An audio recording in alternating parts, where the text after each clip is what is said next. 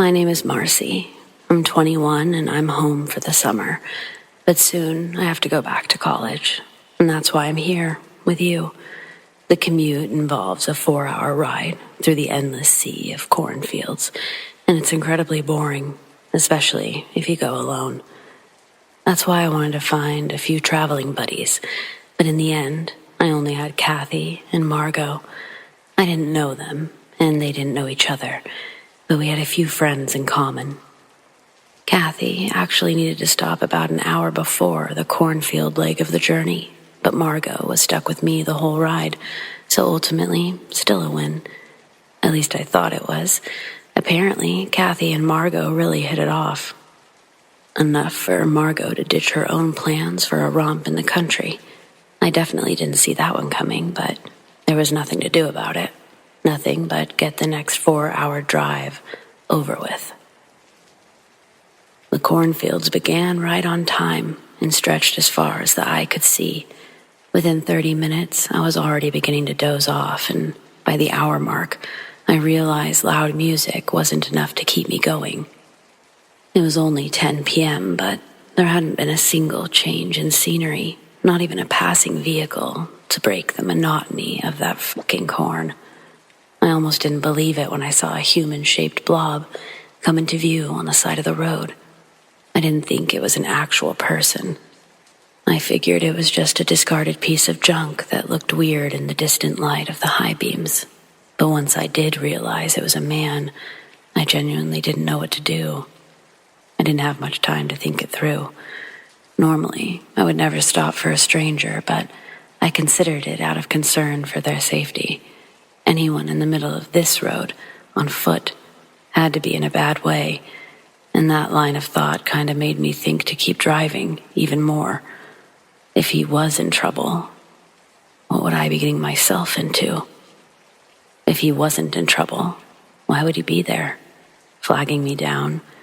If he was dangerous, what the hell could I really do about it?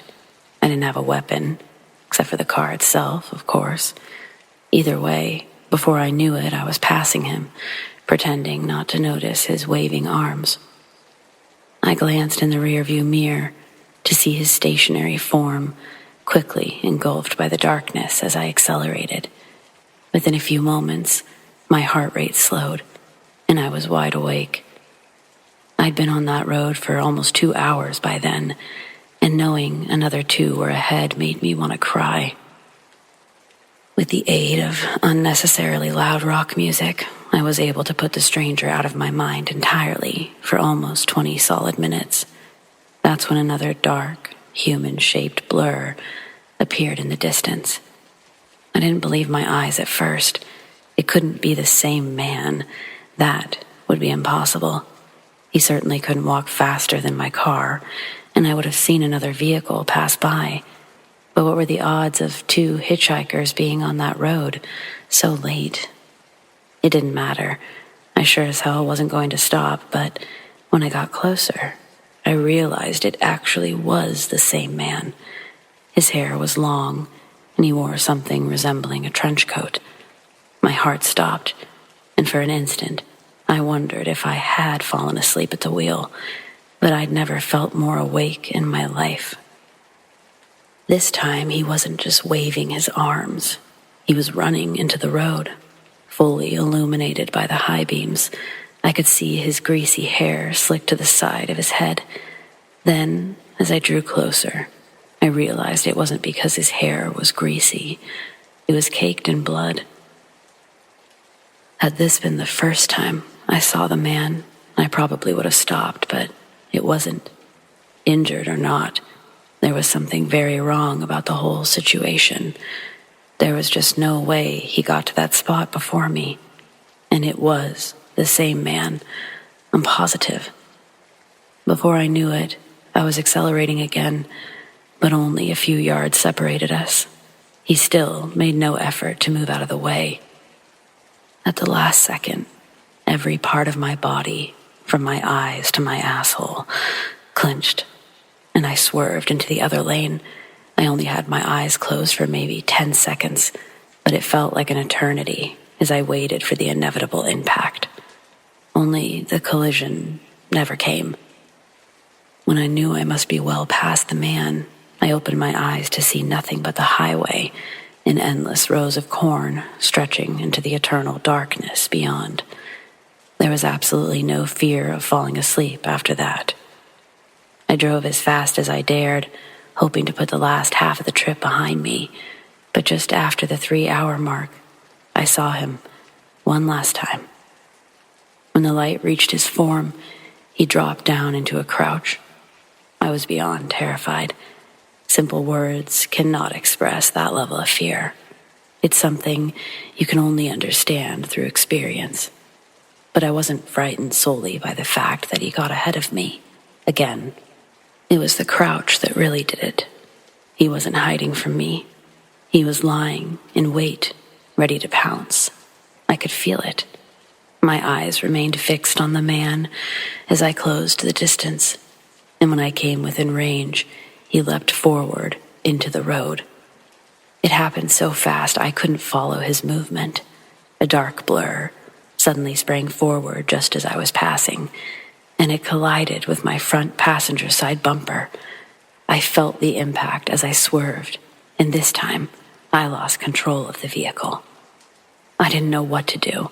No one taught me how to handle this situation, but I managed to bring myself to a stop before the entire car was in corn. Had there been a ditch or something harder than corn stalks, I would have been stranded, or much worse. Terrified that the man would reappear any second, I reversed into the road, expecting to see a lifeless form on the pavement, but there wasn't. There was no sign of the man or blood. I wasn't about to get out and look around. I considered calling 911, but when I played the conversation in my head, it seemed like a bad idea. Nothing I experienced made sense. They would have probably asked me to stay put and send an officer to see if I was drunk. I was not staying out there for one more second. I was a nervous wreck for the rest of the drive, even after I got out of the cornfields. Every hill I topped, I expected to see the man again. My heart stopped dead each time I mistook something for his figure. But finally, I made it home without another incident. I'd worried about the damage to my car, but there wasn't a mark on it. I don't understand how that's possible. There was no dent, no blood, not even a scuff. Seriously, what the hell happened? I can't avoid that stretch of road without adding several hours to my trip, but I'm beginning to think it's worth it. I just couldn't handle going through that again, not even in the daytime.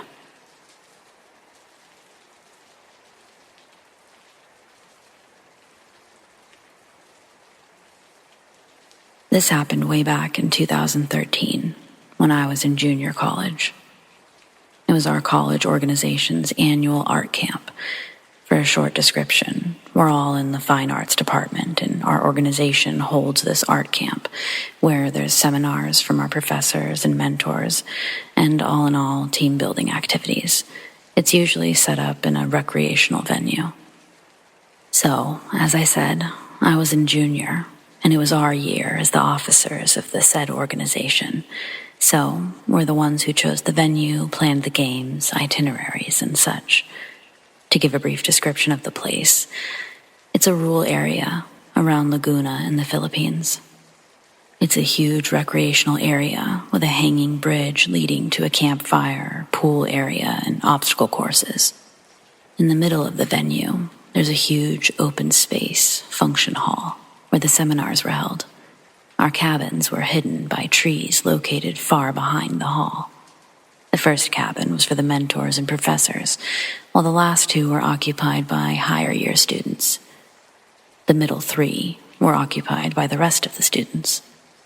On the right side of the function hall, there's an outdoor lounge area with a life-size chessboard.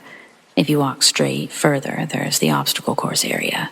Further from it, the pool and the foresty area where the campfire and hanging bridge are located. This particular story was experienced by my classmates. It was already night, around 8 p.m. Our scheduled seminar was already finished and everyone was done with their dinner. Some of the students were chilling in the patio area of the cabin, some walking around, and others, us, the officers, were busy planning tomorrow's activities. The guys, Gab, Wally, Kev, Alan, and Hero, were chatting and chilling inside their cabin. One of them decided to explore around. Hero suggested that they play at the chessboard area, so they decided to go, all of them, except for one. Gab approached Frank, a freshman, dozing at the top bunk. He asked if he wanted to come with them, but Frank was sleepy and he said no, turning his back to them. Before leaving, Gab asked Frank if it's all right to borrow his slippers because he had none, and Frank signaled okay. So the 5 guys were heading out of the cabin, fooling around, laughing. They look around and they saw students slowly heading to each of their cabins to rest. They were almost a few yards away from the chessboard when Gabe noticed that someone was walking parallel to them. The guy was heading to the large old coconut tree adjacent to the chessboard area. Gab was confused and stopped walking. Wally, Kev, Alan, and Hero noticed the walking guy as well. It was already dark, and with minimal lights around, it was hard for them to see far. Gab tried to rub his eyes and he recognized the walking guy. It was Frank. They all shouted, "Frank, come here!" Hero realized that Frank stopped walking and turned to them. No expression at all. Alan was confused as well, and he asked if it was really Frank. Gab realized something creepy and faced the guys. "How could it be Frank when I'm wearing his only slippers?" He mumbled nervously. They all looked at the guy that they were calling earlier and noticed it continued walking, and then suddenly disappeared behind the old tall coconut tree. The guys collectively gasped, ran, and shouted loudly back to their cabin. When they reached the door, Wally opened it, only to find out that Frank was sleeping deeply with his headphones on. They woke him up, slapped him softly, and asked him if he was okay or if he had walked outside. Frank rubbing his eyes open, saying no, confusedly. The 5 guys had gotten so scared that they were trying to outrun each other, heading to our cabin to tell us what happened. I was so scared, but not actually surprised, since it felt creepy around the area during nighttime. It just felt really strange and off. I had my experience the night before, but I wasn't sure it was paranormal. I was the only one awake at the time. It was 2 a.m., and I hear giggling around our cabin, like kids running around, chasing each other. I also noticed silhouettes walking past our screen door, though I personally tried to dismiss it, thinking of it as some of the students were just still awake, fooling around outside. But I wasn't able to sleep until 5 a.m. So, I believe that place had ghosts and elements in it, as per the recount of some of the students as well, not just mine. You can easily tell if something is creepy in a place just by the feels it gives off.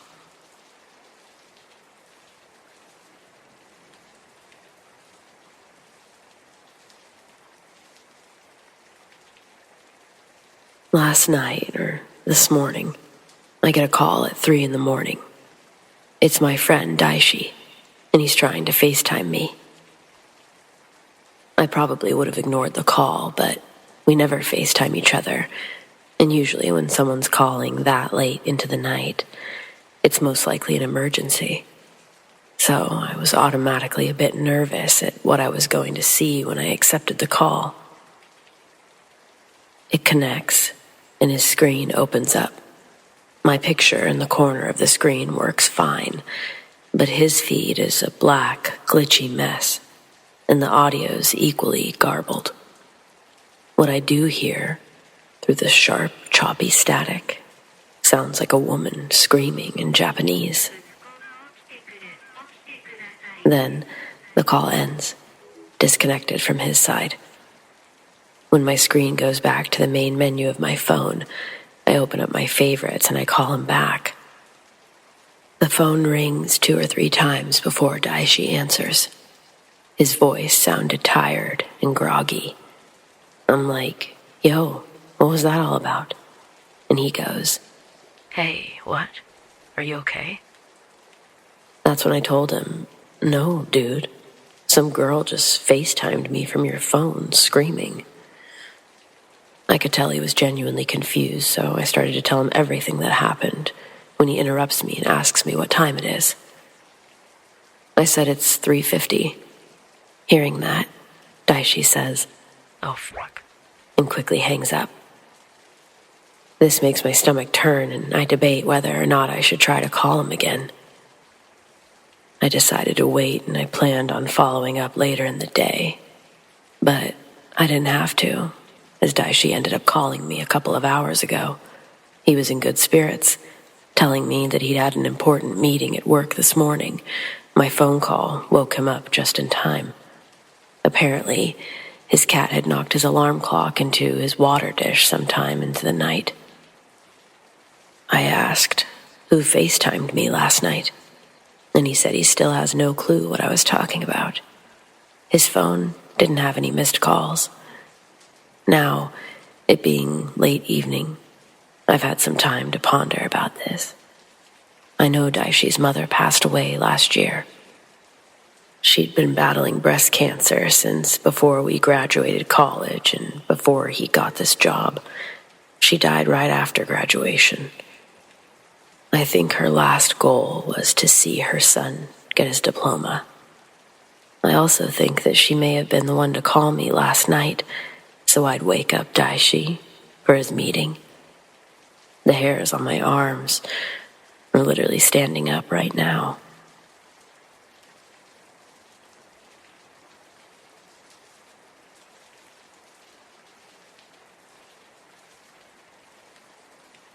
This happened October 5th, 2008.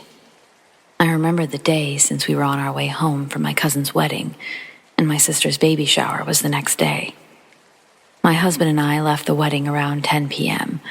As family weddings go, it was a long day. We didn't drink alcohol since we knew we had a lot to do the next day and drive home. Preface: the wedding was hosted in a town that we're familiar with, and this story is based on roads that we've driven 1,000 times, in the dark and in the daylight. This is fall in a small, quaint, northeastern town. My husband is a non-believer and never agreed with my point of view on ghosts or spirits, but we've made it work. We leave the wedding and are driving home. My mind is filled with how late it is and how much I have to do tomorrow to get the shower set up. I'm really hoping everything is perfect and that I haven't forgotten to prepare anything. As we make a left to go up a small incline, I see this mist off to the right. It's about 5 foot, swirling up, and approximately 8 feet into the yard. My brain automatically shoots over to, that's weird. Why is a storm drain in the middle of a yard? It looked very similar to the condensation one would see from a New York City vent, moisture that most of us know and are familiar with when the ground is warmer than the air. I'm still hyper-focused on why this drain is in the middle of the yard, so as we drive by, I look to the ground where the mist is hovering. As I'm looking down into the yard, trying to see the drain, my husband yells. Yes, yells. "Oh my God! Did you see that?" He curses all the time, but up until that point that I have known him, he's never yelled, "Oh my God," before. Shocked, I reply, "What? That strangely placed drain?" Shakily, he replied, "No, that lady." I didn't see a lady. I was looking. She was see-through, wearing old-fashioned clothing, standing there in the yard. You were looking out the window. That's when I realized The mist he saw was potentially a ghost, and the mist I picked up on as strange placement for a storm drain were one and the same. What was it? Condensation or a ghost? After this, my husband has never spoken of it again, or repeated what he saw. Super frustrating at times, but I respect that he does not want to discuss it. The first time I mentioned this experience to my sister, he got superbly upset that I had said he said, "Oh my God." I know he said it, since it's something he never said before around me. The tone of what he said made it stick in my mind forever. We went back through there the next day. No Halloween decorations, no drains, nothing that we could find to explain what we saw. We've driven that road time and time again.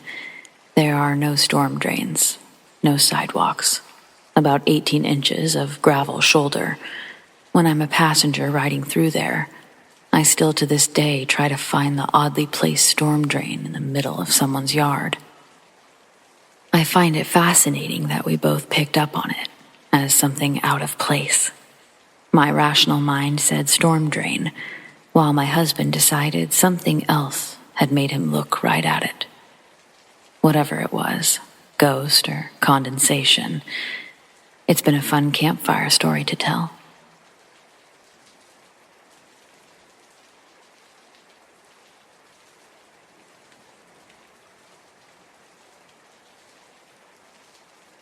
This one's always been a fun one to tell. My husband does not believe in the paranormal and thinks it's a bunch of nonsense. At this point, we were still early on in our relationship and had been living together for a couple of years. He bought an old house, built in 1929, in a suburb close to the big city we grew up next to. I would often see the shadows move out of the corner of my eyes and started having a sense that our energy was not the only energy there. Nothing too concerning. We had a 120-pound American black lab, so it could easily be her moving through the house. Or we could explain it away that maybe the neighbors backed in and the lights just hit the windows just right. One day, I tell my guy that I saw a small black shadow walk into the laundry room. I was not taken seriously. Has to be some reasonable explanation. I mentioned it because it wasn't an out-of-the-corner-of-the-eye experience this time. The laundry room is in the finished basement. The only windows are glass block windows with a vent, and they're etched foggy. They're 4x3 blocks, I think, whatever the standard basement window size is. This part of the basement, the windows face into our backyard. There's no lights coming in from traffic. The houses were built in an apple orchard, so the backyards were long, about half an acre, and an acre between our house and the house that ours backed up to. We had an 8-foot wooded fence along the property line, no outside light source. A few weeks later, we're getting ready to go to the store together. I was finishing some laundry, and he's in the basement finishing up something on the computer that was down there. He asks me to put the dog in her crate while he finishes up. He will be just a minute longer. The crate is in the basement, but behind, to the right of where my guy is sitting. The laundry room door is open. All the lights are off now except for the hall light on the top of the stairs and the PC. I'm now standing at the end of the stairs facing my guy, and he's looking at the computer. Black Shadow Dog walks into the laundry room. My guy. "I thought you put her into her crate." Jokingly, "Nah, I thought you were going to." He calls the dog. I'm looking at our dog in her crate. Now, he's losing his patience, since there are things in the laundry room he doesn't want her to eat or get into. "Can you please get the dog?" "What dog?" "Fine, I'll do it." At this point, I ask him to turn around and look in the crate. Looks at the crate, looks back at the computer. You saw it, didn't you? You saw the black shadow go into the laundry room, too. It's the only time he ever admitted that he saw something in that house. Now, I don't know much about shadow beings, never really looked into it. We were in this house for 8 years, and we had our kids here. Never anything malicious or scary.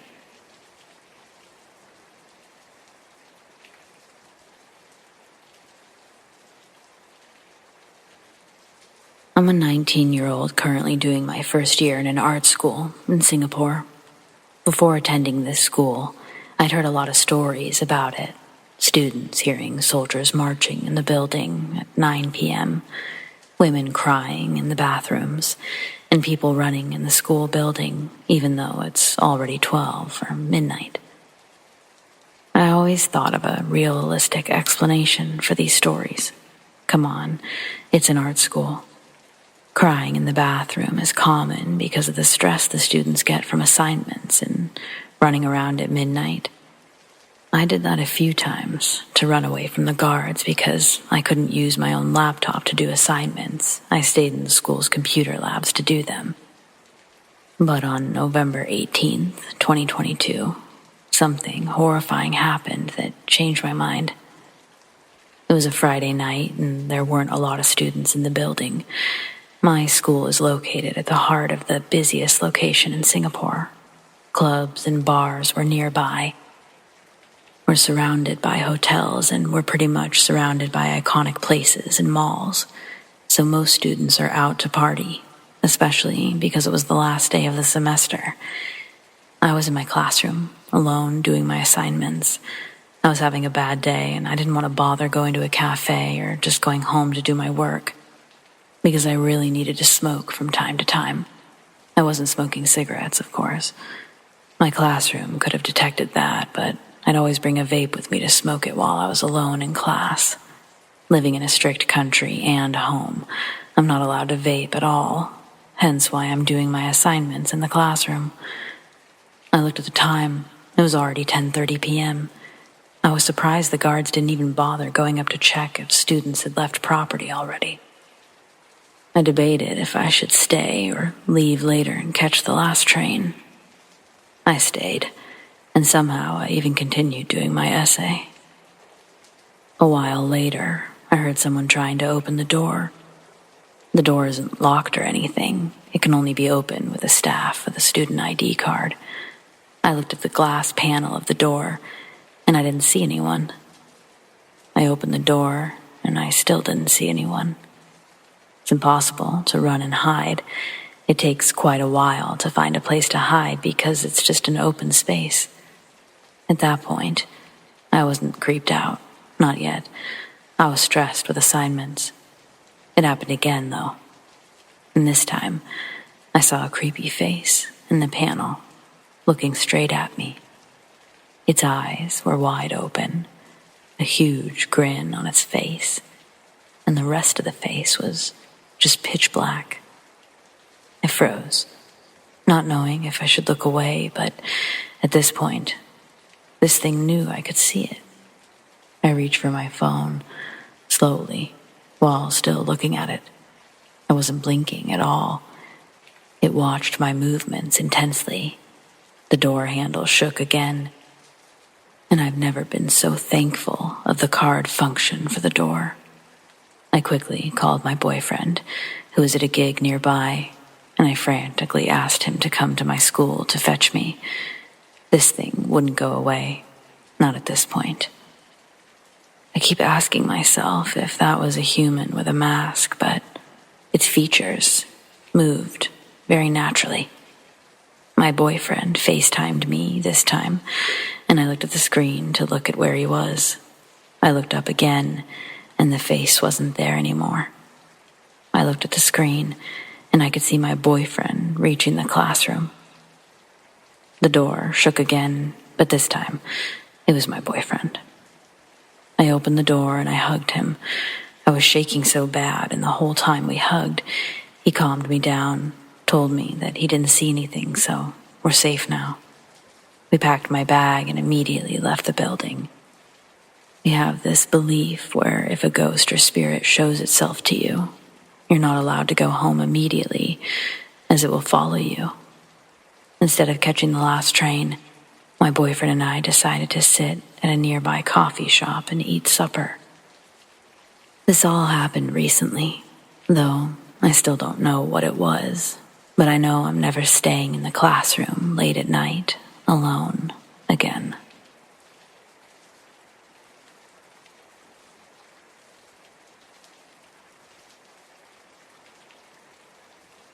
The majority of my paranormal experiences were in my childhood home, although a few notable ones happened after, outside the home, in the same area. For context, I've since moved out of my childhood home as I'm an adult now, but I believe my childhood home was haunted, mainly due to the environment, the circumstances. There's a creek running through the neighborhood, lots of telephone poles, so the energy currents are strong there. Some people believe that ghosts can manifest easier when in areas of high energy currents. So, a few anecdotes from my childhood home. When I was about 4 years old, I recall playing with my brother in the hallway of my home. It was a long hall that led to the bathrooms and bedrooms. We were playing something akin to tag, but with an element of hide and seek. So we ran up and down the hall a few times, and the last time I was running up to his room, which was the last door of the hallway. He laughed and closed the door behind him. I suddenly stopped and thought that I'd hit the door and bounced back. I looked up, and I saw a giant toad. I thought that was odd. It didn't register as anything malevolent.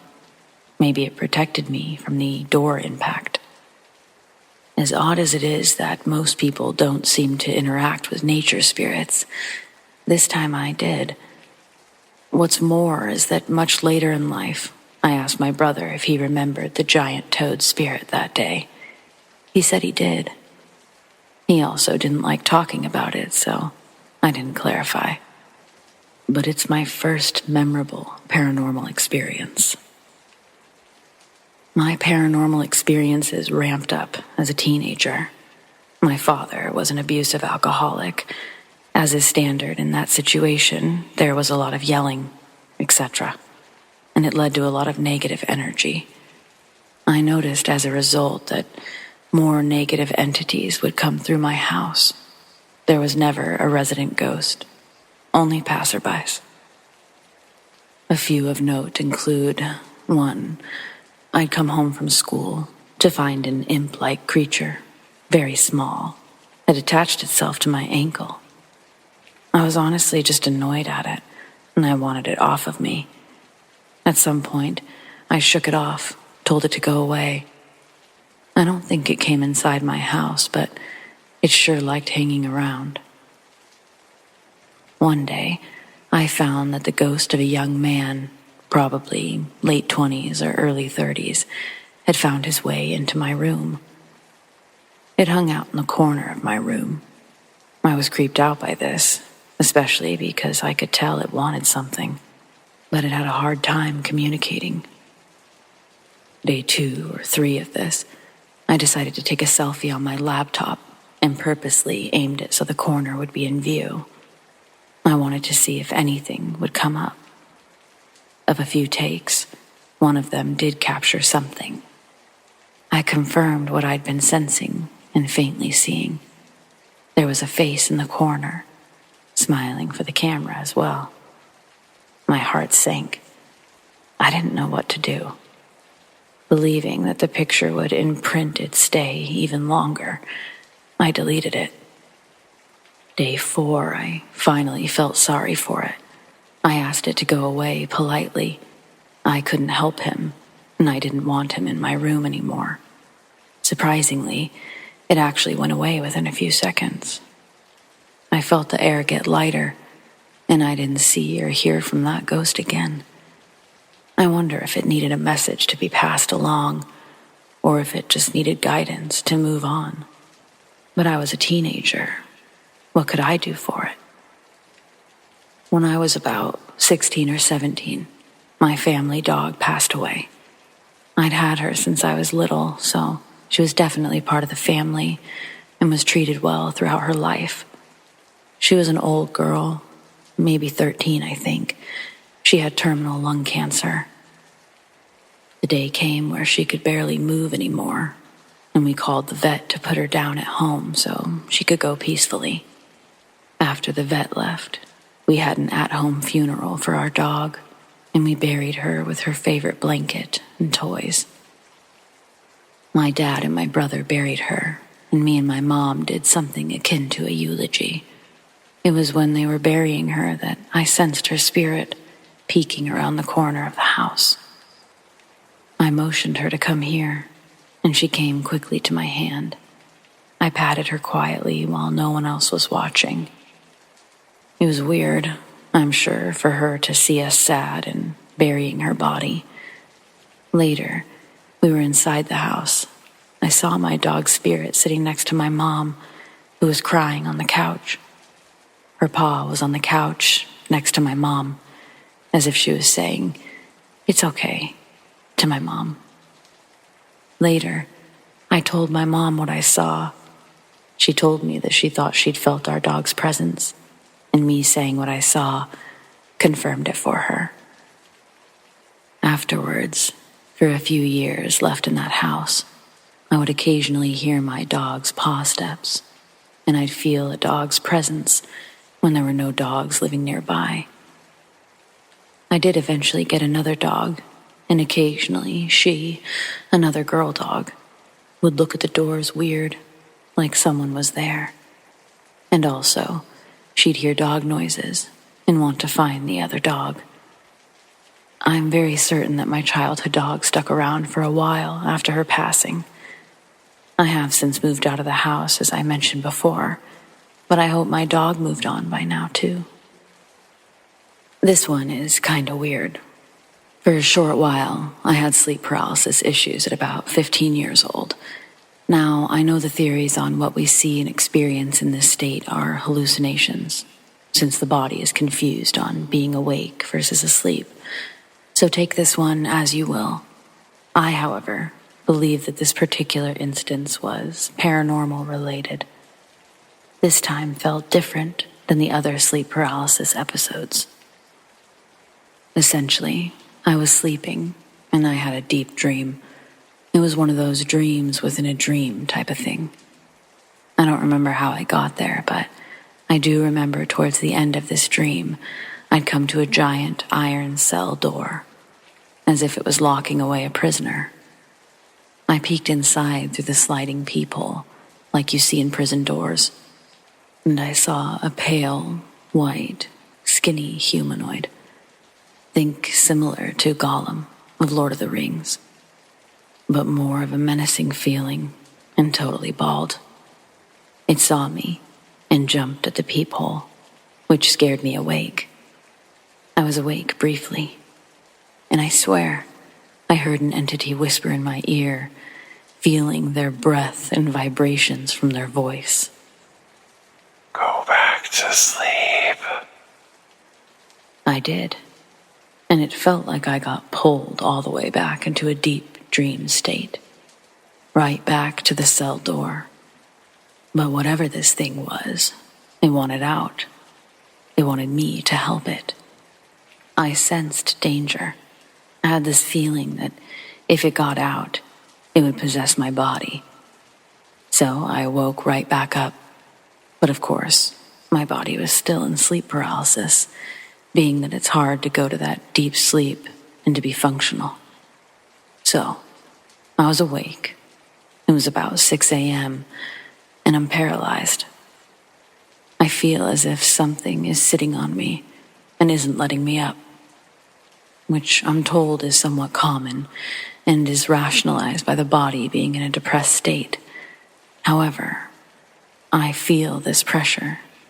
Whatever whispered to me, it's on me, and I feel like it's staring me down, just waiting for me to go back to sleep. I fight it, though. I stay awake, just looking around the room. I can't reach a light switch since my body still won't move. But I do notice the time, and I realize that the sun will come up soon. For some reason, my instincts tell me that with light, this thing will go away. And about 15 or 30 minutes later, the sun does rise. The sunlight comes through my window, and with that, the entity leaves, and I regain my bodily senses. Of all the sleep paralysis episodes, this one was different, in that I felt someone talk to me in my ear after I woke up. That's not normal. I felt a presence on me, staring at me, and I happened to regain control of my body. The pressure was lifted once the light had filled my room. Normally, I'd regain control of my body between 5 and 10 minutes after waking up, regardless if the sun came up or not. And while I felt my body depressed, it did not usually feel like someone was sitting on me. Therefore, I believe this one counts as a paranormal experience. Okay, one more. Once my mother and I were in the house by ourselves. We'd recently sold the house and we were cleaning it up for the new owners. It was very empty and was starting to get dark outside. I started to get a panicky feeling, one of those get out now feelings. So I started urging my mother to finish up what she was doing and continue another time. I didn't want to freak her out, so I just insisted that we leave without knowing exactly why. I look over in the direction of the living room from the kitchen, and I see this black mass of negative energy. It's overwhelming. If I were to describe it, it looked similar to the big bogged-down river spirit in Spirited Away, the one that collected a bunch of stuff in it and got all gunky and gross. The one here reminded me of that, but instead of collecting junk, it collected negative energy. I froze for a second as I processed what the heck I just saw. At this point, night was falling, and the sun was hardly out anymore. We had to use our flashlights and our phones to see. I told my mom, we need to go. It's dark, and I don't feel safe. Finally, she was willing to leave, and as we were leaving, I saw the black mass again, leaving the house and going around to the backyard. My mom didn't see the creature, but she did say she felt a presence. She just ignored it as she was focused on finishing the kitchen. So now, as a young adult, I've had a handful of interesting experiences as well outside of that home. I lived temporarily with my then boyfriend, now husband, in an apartment shared by a coworker of his and her boyfriend. I was in the apartment alone one day, and I got a weird feeling looking at the door to the room that wasn't used. I thought I heard noises and felt a presence, but I couldn't confirm. Later that week, I was home alone again, but this time, I looked at the bathroom door from my bedroom, and I saw a full-bodied apparition of a young woman in white. She looked just as shocked as I did, seeing her. She retreated to the other side of the bathroom wall, the empty, unused room.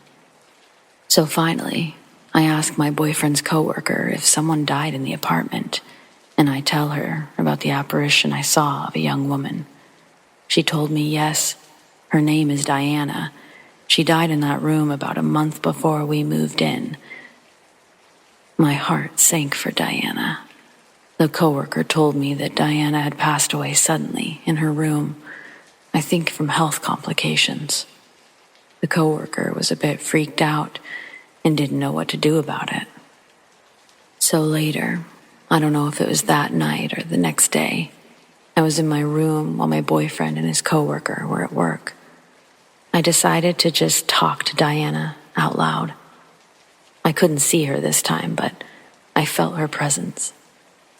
I talked to her like a person, realizing she might not have even realized she died, since it was a sudden death. I told her that she had died and that she needed to move on. I told her I felt sad for her, that she was stuck, and I hoped that she can find the light. Shortly after that, I didn't feel her presence anymore. I think she moved on, and I really hope she found peace. I went to a historical tobacco plantation with my mom and a friend of mine. It was a little summer thing where we wanted to see some neat places in our area that we hadn't seen yet. I saw 3 apparitions there.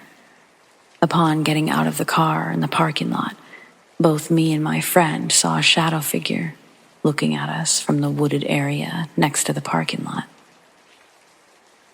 After we stared for a second, we both saw it essentially fly away, remaining vertical and upright, as if it were pulled back to wherever it came from. It was really weird. My mom missed it by still gathering her things from the car. Later, we were walking around the old slave quarters house. The upper floor was condemned, but the stairs were still there. I noticed while the tour guide was talking about it. I looked at the stairs a little harder. I saw the apparition of an older black man in overalls. He was faint, but there. I bowed respectfully at him and continued the tour. As we left the building, I purposefully left last so I could tell him goodbye, like you would do for any other person as a house guest. I felt bad for him, still stuck here so long after slavery was abolished. The 3rd apparition was in the master's house. Almost immediately, I picked up on a small girl between ages 5 and 8, in old period clothing, complete with a standard bonnet. She followed us throughout the tour. At the last room of the house, the tour guide tells us that this was an addition to the original building and was the room of the master's daughter, who had passed away from illness at about 7 or 8 years old. It hit me then that this was the little girl's room who'd been following us around. Again, I purposefully left last so that I could tell her thank you for letting me look at her house. Again, like any other house guest would. I found it respectful to do so, and I also felt sorry for the little girl. I then went to the cemetery where her family was buried. I didn't sense anyone else, which made me even sadder, thinking that this little girl was probably stuck in her house, waiting for her family, and somehow didn't move on. The last interesting story was on a different plantation. This one is tucked away behind a major highway and is considered a county park with petting animals. I went there with my husband and our daughter to see the animals in the park. We did, however, also get to look at the exterior of the old houses there. In one of them, I noticed there was a man in butler-like attire passing the window. I wondered if maybe it could have been a worker in period clothes for a tour or something. Only to find out that all the workers that day were in a polo shirt. It's a uniform, which is very different. I didn't see anyone else wearing period clothing either. Thus, while I can't confirm, I believe I may have seen an apparition that day as well. Those are my big ones, the ones I can recall right now. I hope others can relate to my experiences and know that they aren't alone.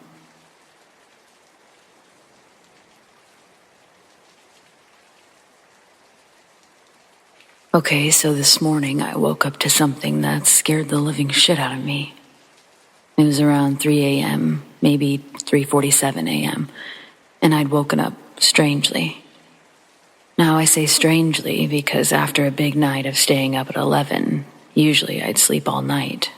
But for some reason, I woke up to a feeling as if someone was near me or someone was in my presence. And as soon as I woke up, I was staring directly at an old lady who was sitting on my desk. I could see her pretty clear, and she was easy to see with the dim hallway light shining on her. At first, I thought it could have been my chair, because my chair had clothes on it and could look like somebody. But as adrenaline kicked in, I realized she was far from just my chair. She was sitting on my desk. She had gray hair, and it looked as though the hallway light was blue. She had a smile on, and it was quite creepy. It looked as though she had some teeth missing. At first, I thought it could be my mom. She had the exact same nightgown, so I was about to say Mom, but I quickly realized that it couldn't have been, as the lady on my desk had darker skin. Usually I have a knife or a gel blaster beside my bed. I was planning on using one, but I realized they weren't there, and I'd left them outside. I thought of everything I could do. I locked eyes with her for at least 1 minute, still smiling. I thought I'd get up and approach her. I did so, and within seconds, she disappeared. It was like as soon as I changed angles, she left. But it couldn't have been that, as I saw her when I was laying down, and then I saw her as I perched up.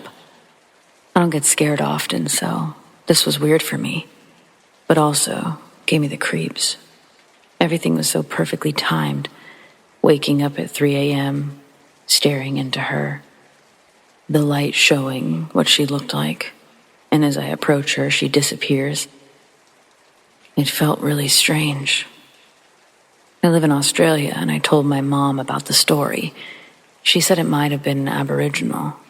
My mom and dad have had similar experiences in the past, and this is the second time this year that this has happened to me. Last time, I noticed someone on the edge of my bed. I might post that story. If you live in Australia, or you've had similar experiences, it would be good to hear it. Thanks.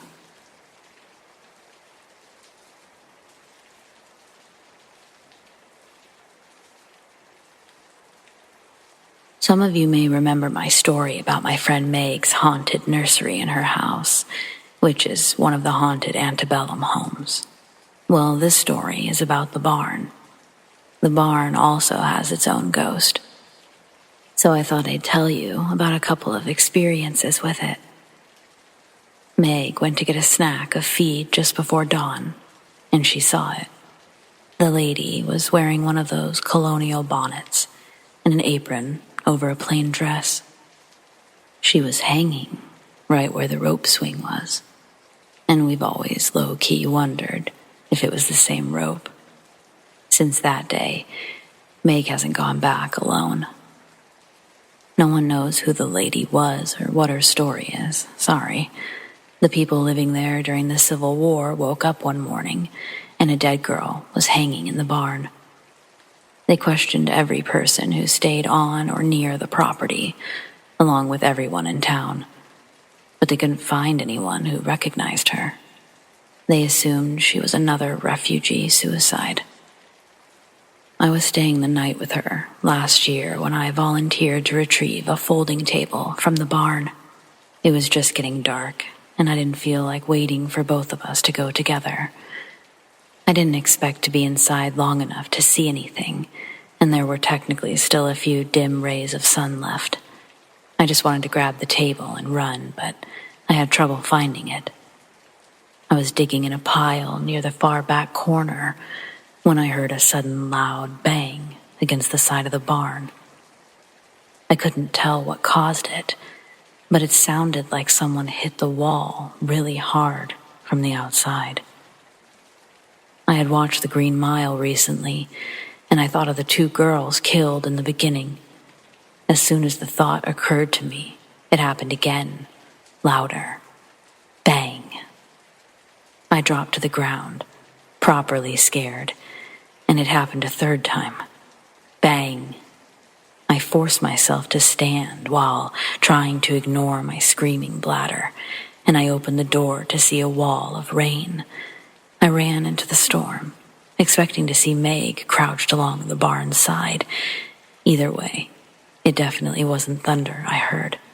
When I saw nothing but boarded, shutterless windows, I returned inside, soaked to my core. 2 more bangs sounded before things fell silent, and my blood finally began to thaw. My clothes were soaked, so I peeled off my shirt, and in that split second, it was obscuring my view. I was turning to face the loft ladder. I wanted to hang it over the rugs, but I screamed and fell on my ass instead.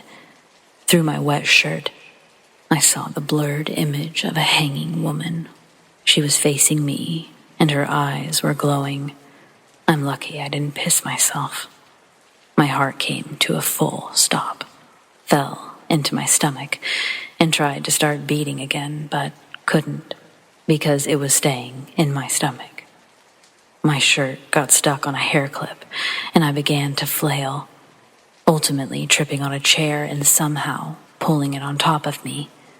Once free of the shirt, I spun back to the ghost, which was now just a rope swing, blowing in a non-existent breeze. After I was able to breathe again, and my heart found its way home, I decided we didn't really need that folding table after all. I hurried out the door, and I know this part could easily be nothing more than my already paranoid imagination, but it felt like fingernails grazed the back of my neck.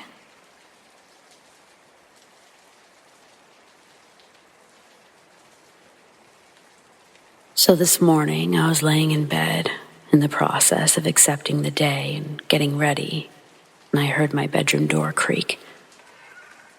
I looked over, and I saw a very small, dimly lit face come through the door and come up to my side of the bed. I thought it was my son, who's 5, so I rolled over and was about to ask him what he wanted. The whole body was a shadow. The mouth, the nose, the eyes, they were the only parts that were illuminated. He held up a baby doll in one of those magic baby bottles right in front of his face and just stared at me. At this point, I knew it wasn't my son. And so I did what any grown woman would do. I put the covers over my head and rolled over to the other side of the bed. At that point, I felt the bed sink down, like the boy demon thing got into bed. So then I thought, okay, maybe it was my kid. And I looked over, and there was nothing. So at this point, I know I have to do a proper investigation and see if my kid was in his room. Sure enough, he's still in his room, tucked away, sound asleep.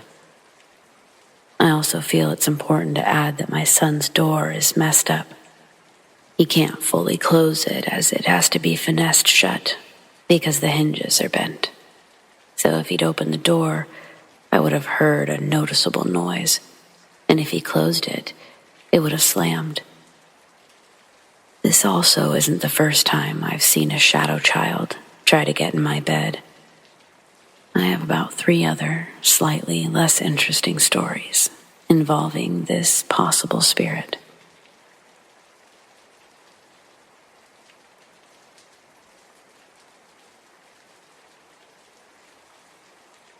This is about a guardian angel that's been around me since I was about 5 years old. So this story has about 3 different accounts, so you're in for a ride. For some background information, my grandma had a twin sister that died from complications of HIV, which she contracted from an unfaithful husband. She died 16 years before I was born, in her late 50s. This is all going to make sense later. The first time I saw her was when I was 5. I was living in a little town in Massachusetts, about 60 miles off from Boston. My mother was a single mom, businesswoman at the time, so she had an overnight trip to Boston and left my oldest sister Tiny in charge. No, her real name isn't Tiny. It's just what we call her, and it's pronounced Deanie. Well, fast forward to bedtime, and me and my 5 other siblings are all tucked in, ready for bed. I'm going to assume it was around 9 o'clock. I woke up in the middle of the night from a really bad nightmare, which is still reoccurring to this day. Long story short, it's a dream where I'm taken underwater. A dark, almost pitch black hand that's very demon-like is holding me under until I eventually die, I guess. So as any 5-year-old would, I ran to my mother's room for comfort, not remembering my mother was out of town. Well, to my surprise, there was a lady sitting on my mother's bed, looking at the family album. Usually I would have been confused, but the second I walked into the room, I didn't feel so scared anymore. It felt like I'd walked into a warm hug, but she wasn't even near me. The lady was red-headed and beautiful in a kind of old way, the kind of way where you could just tell that they were popular in high school. The lady saw me in distress, got up from the bed, and picked me up, laid me on my mother's bed. Then she started singing in Spanish, a lullaby I'd never heard of, yet I knew every word to it. By the time I knew it, I was sound asleep. My little brother walked into the room and saw the lady crooning over me, caressing my cheek while I slept. I don't know what possessed him to not care and go back to bed, but he noped out of there fast. Well, when my mom finally came home, it was about 7 a.m., and she was tired. She saw me in her bed and was surprised. She woke me up and asked me why I wasn't in my bed, and I told her the nice lady let me stay here. She asked me, "What lady?"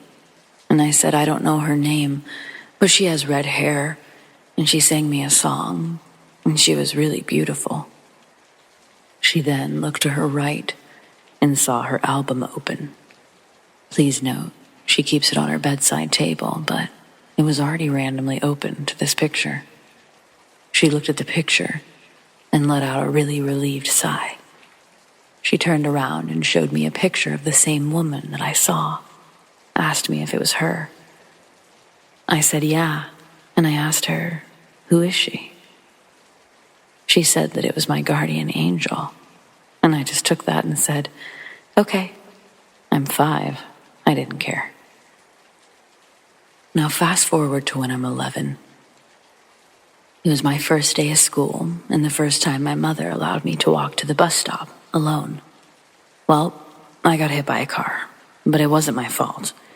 It was a residential area that had a speed limit of like 15 miles per hour. He was going well over that, and I was really small, so he didn't see me.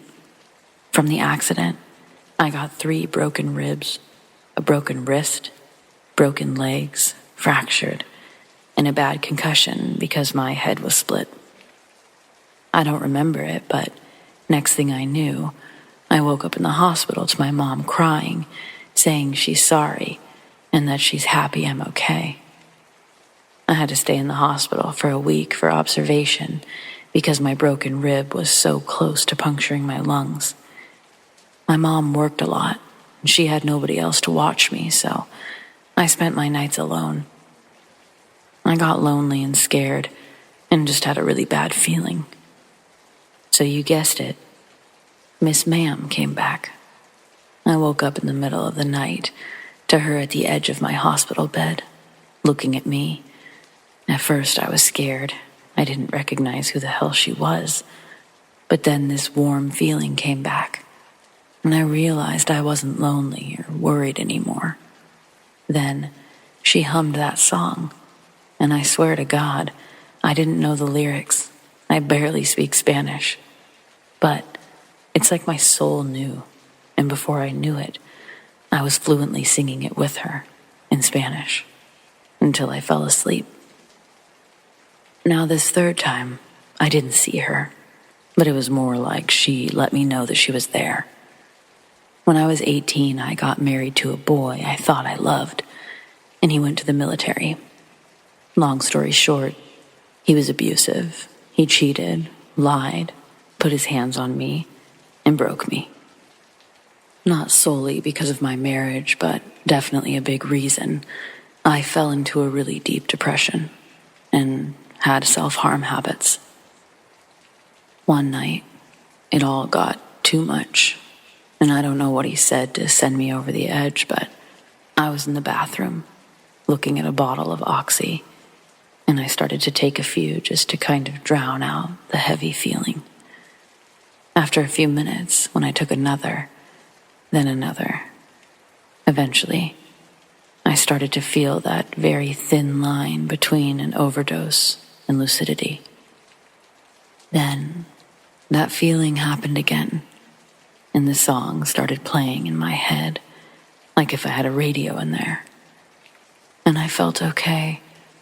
I felt like someone was there for me.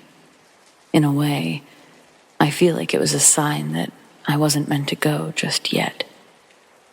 And with that, I left him a few months later, and I've never looked back. I haven't seen her since. Around the same time, I finally asked my mother about it, and eventually everything started to make some sense. She told me about my grand aunt and how she passed, and that when she was younger, she was a motherly figure to her because her own mother wasn't a very fit parent. She'd often have to seek comfort from her, and when I was about 5, I looked like a literal carbon copy of my mother. She theorized that maybe her spirit saw me upset and, thinking I'm my mother, wanted to console me. And get this, my mother, when recounting her aunt, was very emotional. So she started talking about some nursery rhyme that she used to sing her. It was the song. My mother sang it word for word in front of me. That's what cemented her story to me as fact. I'm 22 now, and I'm in one of the most loving and healthy relationships I've ever dealt with. I've been sober for 4 years, and I have a much more healthy state of mind now, in case you were wondering. I know this story was long, but I hope if you take anything from my experience, it's that it gets better. You just have to stick around long enough for life to do its magic.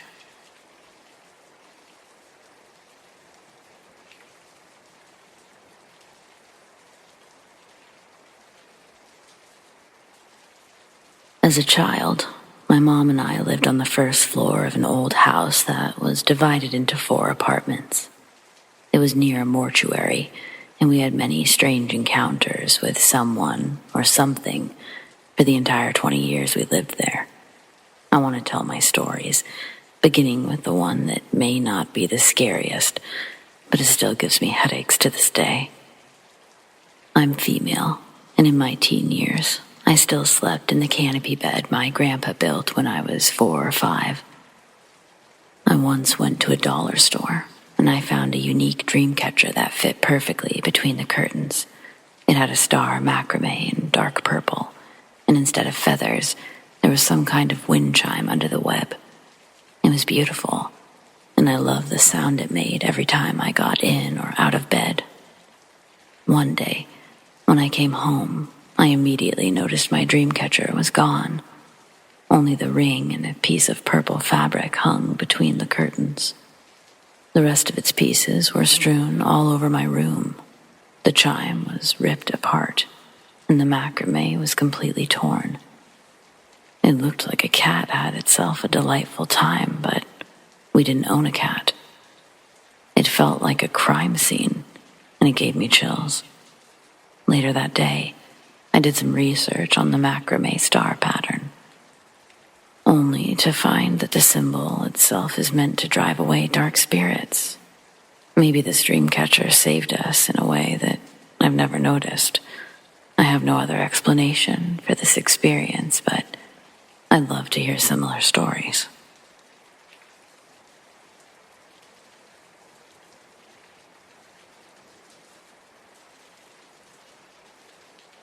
I've been debating on whether or not to share this story since I don't really know what to make of it, but here goes nothing. About a week ago, I was in bed. It was the middle of the night, and an older woman was holding my hand. I didn't know her, and I couldn't see the rest of her, but her hand was slightly bigger. Granted, that doesn't say much considering I shop for gloves in the kids section. Anyway, her skin was soft but loose and wrinkled with age. Despite being unable to see the rest of her, I inherently knew that I didn't know her. Our fingers were interlaced, and her grip was firm but not threatening. Not particularly comforting or soothing either. It was more like a solid, "Hey, I'm here." In my semi-conscious state, the rational part of my brain tried to make sense of it. I lived alone, so an unknown, older woman holding my hand while I slept didn't exactly compute. Eventually, my brain decided, "Oh, that's that stuffed moose that you got in Wyoming. Your fingers are woven among the antlers." Then my subconscious was like, "Yeah, cool, that makes sense." And I promptly fell back into a deep sleep. Daylight brings clarity. I do not have, and I have never had, a stuffed moose. So, did I have a dream within a dream? Or was someone holding my hand? If it was the latter, then who was it and why? I know in my gut that this experience was real. I've had others, but not like this. My friend suggested it could be someone who was just letting me know that I'm not alone for the turbulent times ahead. Maybe she was a relative that I'd just never met. Or maybe she was a previous tenant. Who knows? What do you guys think? Any similar experiences?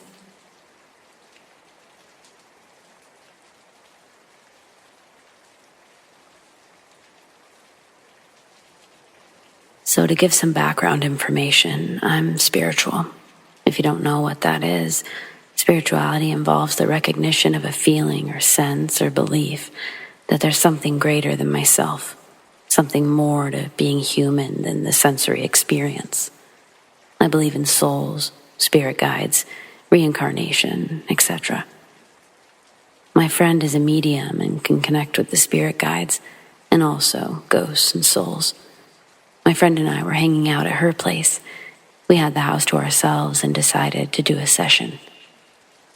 She was doing a session on me, and I asked normal questions like, what's my future like, so on, until I asked a question about one of my friends.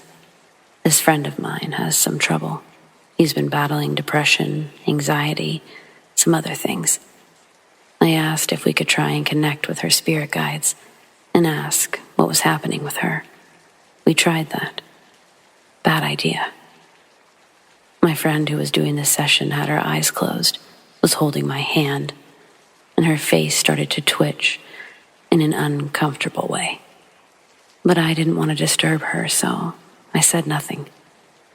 Suddenly, the room we were in had this weird vibe, an unwelcoming vibe, just a very unpleasant vibe.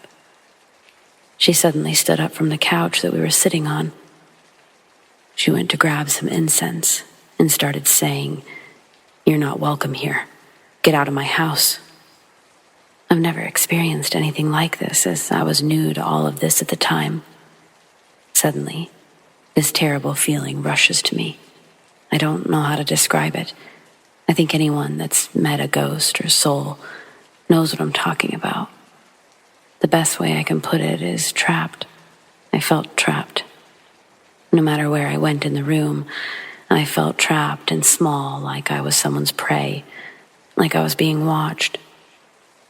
Thankfully, my friend got this ghost or soul out of the house, and we sat down to talk about what had just happened. My friend told me that this is what's called a clinging spirit. It's a spirit that feeds on negativity and sadness, or in my friend's case, her depression and anxiety. My friend told me what she saw afterward. To understand this, you need to understand the floor plan a bit. So right as you enter the house, there's a staircase that goes upstairs. On the right is the kitchen. On the left is the living room, which is where we were. Neither of these rooms has doors in it. It's just the wall with a hole. The living room couch is at the opposite end of the entryway, so you have a full view from there. My friend said in the doorway, she saw this tall, skinny, black, goo. It had no face, but had the shape of a woman's body. The moment it appeared in the doorway, it started screaming at my friend, like a very loud, painful screaming, a horror movie scream. The moment she opened her eyes, the ghost wasn't there, but the feeling of its presence was. That's also what I felt. After all this happened, we called my friend's mom and sister, and we slept in the guest room, as we were too afraid to go upstairs to my friend's bedroom.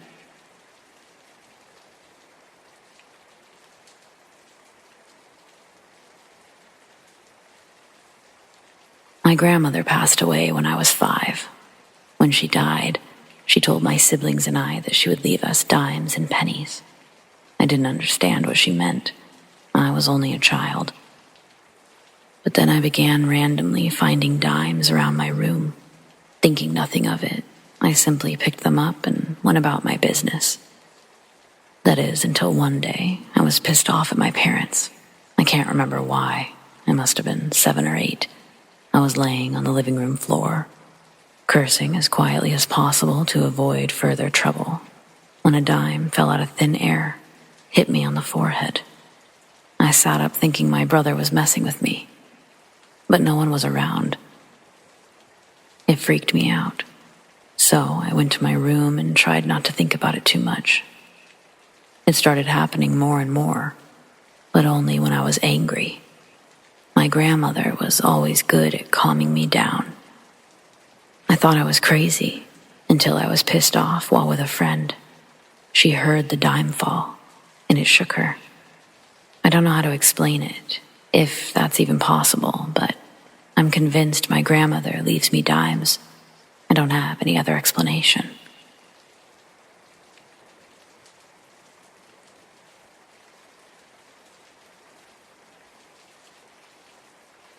When I was younger, we had this family friend named Joe. We called him Debinock. He was awesome, like one of those uncles who would spoil the shit out of you. He became sick one day and passed away when I was in school. I was in maybe 5th or 6th grade, so I didn't really know what was going on at the time. He was a diabetic, like my dad, but Joe's was worse. One of the last times I'd seen him was at my parents' place. I just got home from school. He was pale and seemed drowsy, silent. My dad told me he was sick and that he had something for me. It was a $5 bill. Before I got home and started to become aware of Joe's condition, my dad told me that he was seeing people that weren't there, like people who have already passed away, loved ones, just standing around in the living room, present. His condition grew dire. He couldn't leave his house or even get up to leave his bed, but his wife, Naomi, was taking good care of him. She had told us a story a few nights before his death. They'd had a horrifying experience. She was getting ready for bed and falls asleep next to her husband. She eventually wakes up to someone screaming her name. The bed is empty. Naomi realizes that the screaming is coming from the front door, and it's Joe's voice. He's shouting the words, "Naomi, get the fuck out here and see this." She jumps out of bed as fast as she could, and she races towards the door. As she's halfway, she can hear the glass smash, followed by these loud, heavy footsteps stomping off and down the porch steps. She approaches the door, and Joe is shaking, with this shocked expression, pointing off into the darkness. Naomi sees this shadowy figure bolting fast into the field not too far from their house. She was chilled to the bone, but was able to bring her husband back inside. It was peculiar. Joe was incapable of leaving his own bed, but was able to somehow, in the middle of the night, make it to the front porch with a glass of water for fresh air, where he was met by whatever that thing was. He never told anyone what he had seen. The scary thing is, He passed away while standing in the exact same spot.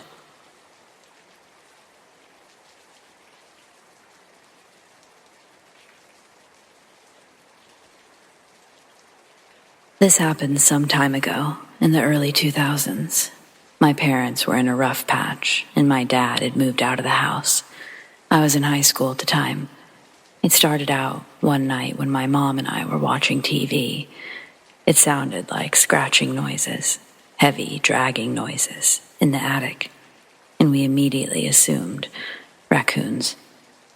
I don't remember the timeline exactly, but we kept hearing the noise, and each time, maybe a few nights later or a week later, the noise slowly crossed from one end of the attic all the way to the other end of the house. My mom did have a company come check for animals, but they didn't find any. Then, the real scary stuff started to happen. I was asleep one night, and I woke up to a figure next to my bed. My best description is a shadow person. I slowly grabbed my blanket and I covered myself with just a peephole to watch. It was entirely black, even darker than the dark room that I was in, and it looked like the darkness was slowly steaming off of it. I was both amazed and terrified. I watched it for what felt like hours until it slowly backed out of my room. I was afraid to leave my bed. Eventually, I fell asleep. The next morning at breakfast, my mom said that she saw someone standing at the foot of her bed, and then I told her what I'd seen. There was a heaviness in the house after that. Other times I remember waking up at night and hearing voices and whispering. Sometimes I could hear music playing, like it was an old theater or something. When I peeked outside my room, the noises would cease. One night, the dresser drawers at the foot of my bed slammed open and shut. Another night, Mom started screaming in the middle of the night. I grabbed my baseball bat and I ran into her room. Just outside of her bedroom door was a chair, and I swear I saw this shadow figure sitting in it as I ran into her room. She told me someone had laid down on her bed next to her. As the encounters progressively got more frightening, we were afraid to stay in the house at night. I would sleep with all of the lights on, if I could sleep at all.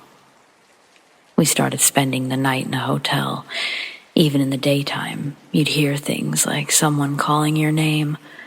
I can't remember how long the haunting lasted. I'm guessing it was at least 3 or 4 months that had passed, and my mother was getting tired of being afraid of her own home, so she had the house blessed. Sometime in the next few days, my mom was heating up a cup of water for tea in the microwave, and it exploded in the microwave.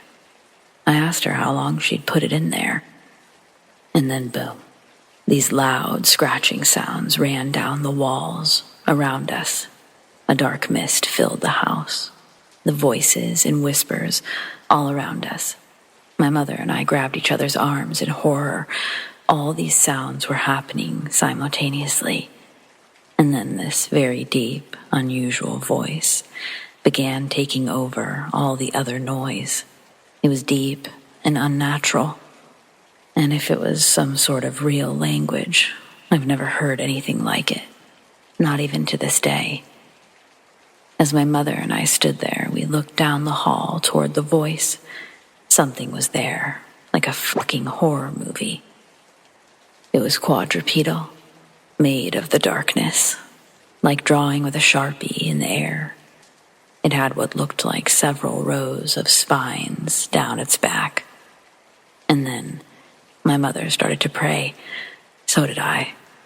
The creature slowly backed down the hallway and into the bedroom, and slowly, all the noises and voices faded away. The mist or haze seemed to follow it down the hallway until everything returned to normal. I never saw or experienced anything again in that house. If anyone was curious, yes, when my friends came over, they had experiences as well. I've had other experiences since then, but nothing like back then. Sorry it's so long. I'm sure I've left out some bits, but thanks for reading.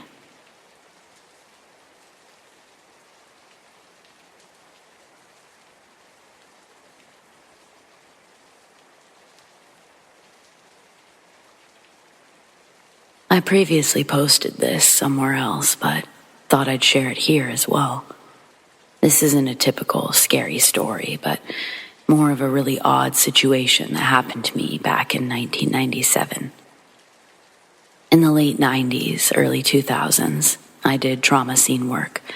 I was a supervisor for a crew that you never see or hear about. But we went into homes, buildings, or structures after a homicide, suicide, accidental death, or situations like those. Sometimes they were extremely gruesome, and sometimes it was as simple as removing a chair and cutting out some carpet. Oftentimes, it involved a lot of cleaning and removal to sanitize the scene both visually and biologically. Our goal was to leave the scene as void as possible. Like if you didn't know what happened there, you had just assumed it was under renovation. The time I want to discuss happened around midday, not the usual middle of the night cleanup call. I don't know why the police and fire department always waited until night to call us, but I would say 80% of the time that's how it happened. This was a bright, sunny, not so warm day in a Los Angeles suburb. I won't give the exact location for privacy reasons, but it was an older yet very wealthy area. The kind of neighborhood you expect doctors, business executives, or other people in the entertainment industry to live in. As we pulled up to this home, it was a huge spread of mid-century modern with fancy landscaping and a long curved driveway. The place looked well kept and was probably a showcase of the neighborhood back in the 50s and 60s. Typically, I, the supervisor, would approach the door while my crew waited by the trucks. Since this was supposed to be a small job, we only had my vehicle and our service truck. I remember seeing an old, fancy Mercedes and what looked like an old Porsche in the driveway. No others, but there may have been some in the garage I didn't see. As I walked up to the door, an older woman answered my knock. She was probably in her mid-50s, well made up with lots of jewelry. She was wearing something that reminded me of Mrs. Roper from Three's Company. It wasn't cheap looking, just not the 90s style. I explained that we were there to do some cleanup work, and then I noticed she had a drink in her hand, like a martini or something. Like I said, this was the middle of the day and probably before lunch, but it's not unusual to find people drinking in a time like this. She leads me into this house, and it's surprisingly dark and hazy from cigarette smoke. Now what happened next was really odd. The entire place looked like it was a time capsule from the Mad Men era, 50s, 60s. The house wasn't what gave me the creeps. But instead, as she led me to the second den area, we passed through the front room, another living room, and a bar pool table area. This house was huge, and there were a ton of people inside, and they all looked like characters from an early 1960s movie. One guy wore a sports coat, glasses, and a boat captain's hat, while another wore a tuxedo. There was a lady in a long, full-collared evening dress, and others that looked like some weird collage mixture of people from a Rosemary's Baby themed dinner party. The amount of people throughout the house didn't add up. There was only 2 small cars in the driveway, and they each only fit 1, 2 people. Where did all of these fancy folks come from? There was a low mumble of different conversations, with only an occasional glance thrown my way as we walked over the scene. One of those huge old cabinet record players was blasting Johnny Matthys. I know that because hearing "It's Not For Me to Say" made me feel like I was walking into the Twilight Zone. We finally get to the room where the suicide happened, and the deceased was in a red velvet chair. There was no gunshot, but I assumed they took a razor to their wrists. The lady stood in the doorway. As I looked over the scene, I explained that we would remove the carpet, dispose of the chair as it held most of the blood. She just nodded, still clutching her drink. I asked her to sign our work order and permission to dispose of personal property, meaning the chair. And while signing, she said, "When you're finished, just see yourself out." I told her it probably wouldn't take more than an hour, and she walked back to the party. I made the journey back to the front door, through the Johnny Mathis music, through the cigarette smoke, and through the low-toned conversations. I get back to the guys, and before leading them in, I tell them that this one's creepy. There's a freaky party going on inside, and everyone's dressed up. I lead them back to the room where they start bagging the chair and cutting the old carpet. There were black stains where the blood had dripped through, and we ended up cutting a straight line across the room to avoid moving lots of furniture. We never found out who committed suicide, but I had assumed that it was the lady's husband. As we were finishing up, I stayed behind to take the final photos.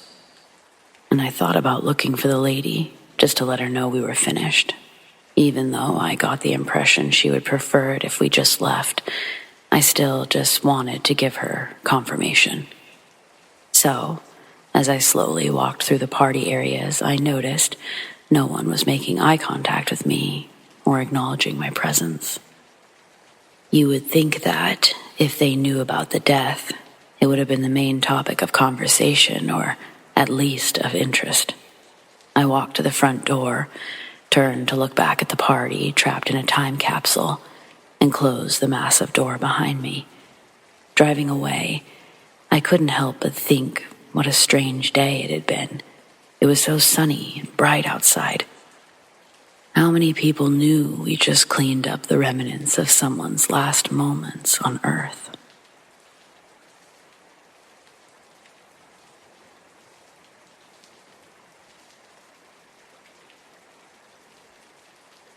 Here's a story about me questioning my sanity as a new mother. Our first child was born during the fall of 2020. From the beginning, she was constantly moving, could hold her head up almost right away, and was always determined to learn something new. One of the first times she rolled over by herself was on our couch with me sitting in front of her. I applauded and cheered while, right next to me, I heard a man cheering too.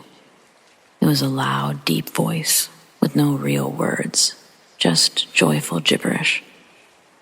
We were alone. In the spring of 2012, our little family moved into my grandparents' old home in my hometown.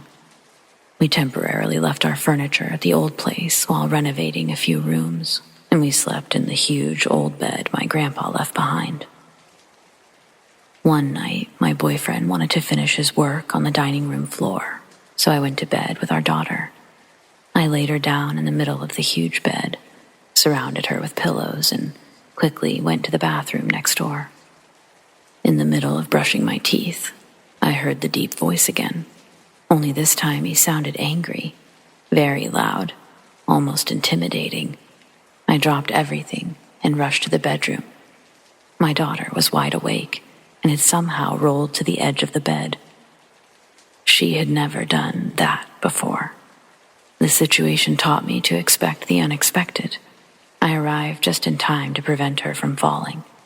I called my boyfriend to ask if he said anything or called out to me, but he didn't. I don't know how to feel. A few months later, on our daughter's first birthday, we had an accident and truly needed to go to the hospital. I won't go into detail, but I thought her head was injured. Thankfully, there was almost no wound. It's like someone put his hand over her head at the perfect moment. I heard him one more time, shortly after the accident. In a calm, clear voice, he said, I am here. I believe he wants nothing but the best for our daughter. My boyfriend has a difficult relationship with his father's side of the family. When I was pregnant, I forced him to send his grandparents a letter informing them. 3 months before our daughter was born, his grandfather died of cancer, and no one told us. We found out 2 days after our child was born. I feel like I might know who her guardian angel is.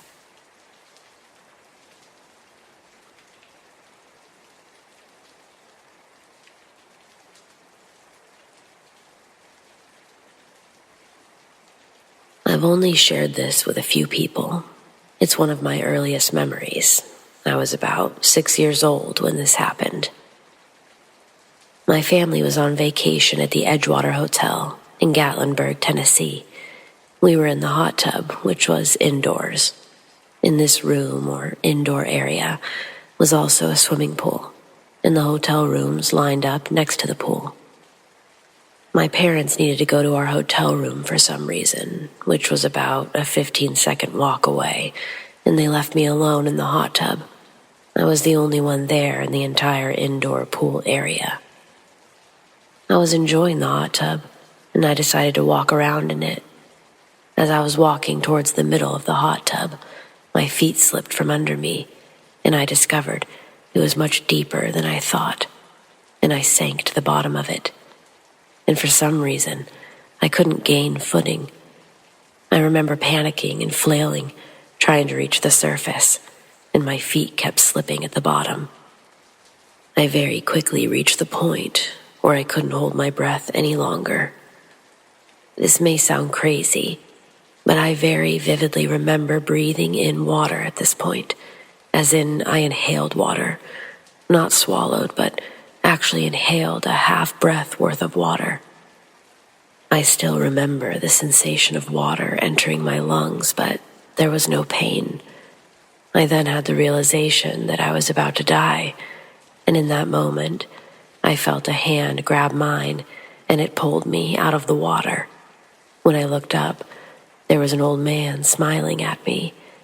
I looked at him in shock for several seconds, speechless, before saying, "Thank you." He continued smiling and never said a word. I then ran to the hotel where I found my parents arguing about something. I tried to tell them what had happened, but they just wouldn't let me speak. Then I ran back out to try to find the man that saved me, and I couldn't find him. I even went to the reception area and asked if they had seen an old man pass by, and no one had seen him. I realized at this point that it was an angel that saved me. How my 6-year-old brain knew this, I don't know.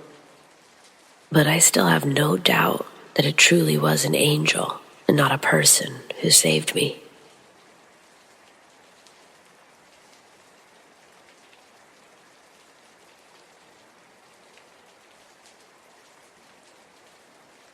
This story goes back to when I was 14 years old. I lived with my grandparents but had regular visitation with my mom. My mom and I were on good terms, and summer was coming up. She planned a small family get-together on a weekend that I would be at her house. I was super excited for this because I could see my cousins and relatives from that side of the family for the weekend, and I'd spend the rest of the week with my mom. The first day went great. We went mudding and got messy and had a good time all together. When nighttime came, things cooled down a bit, and we decided we would watch a movie. So we watched a movie about greasers, and it had a character named Ponyboy in it. I know the name of the movie, but I can't think of it at the moment. The Outsiders. Anyway, it was not a scary film. Bedtime hits. I struggle with insomnia, and I stayed up later than most of the people staying over that night. When I finally went to bed, I heard a knocking on the bedroom door. Yeah? Hey, it's Mike. Come to the kitchen. The problem with this whole scenario is that my Uncle Mike was in the house, and he had a thick country accent. This voice sounded like it was trying badly to fake that accent. No, I'm trying to get some sleep. I'm making a cake, and I left you a knife to cut it with. This didn't make any sense to me at all, so I opened the door and I said, I'm not cutting a damn cake at 1 a.m. There was no one there, but there was a large knife by the door. For some reason, I assumed Mike was joking with me, so I put the knife in the kitchen, and I got the strangest onset of fight or flight. So I ran. I ran into a room my cousin was sleeping in because he was 3 or 4 years older than me, and I just acted on instinct. When I ran into the room, the door was shut. I opened it, closed it, and locked it. I woke him up and I tried to explain what was up, but he sort of just tossed over and said that I could sleep with him in his bed. I was scared, and I remember seeing that it was 1:34 a.m. at this point. Mr. Lonely was playing, and a pale blue light was on in the room. The next morning comes. My aunt asks me why I was knocking on their bedroom door, asking her to come to the kitchen. I tell her I wasn't. She asks why my cousin's door was open with the lights on at 2 a.m. I tell her I ran in and I closed the door and I locked it at 1:30 a.m., but that there was only a blue nightlight on. She tells me that it's not what she saw. She said she saw the door completely open, the lights on, and could hear talking coming from the room. When I asked why her husband Mike was knocking at my door at 1 a.m., she said Mike went to work at midnight and he didn't come back until 6 a.m. We all got suspicious, and we took a flip phone around, asking questions, and got audio captured saying, I am Mike, and I'm still here. Very clearly. We didn't hear it when we asked it, but we heard it in the recording. I don't know what happened that night, but it never happened again, to my knowledge, and I worry thinking about it.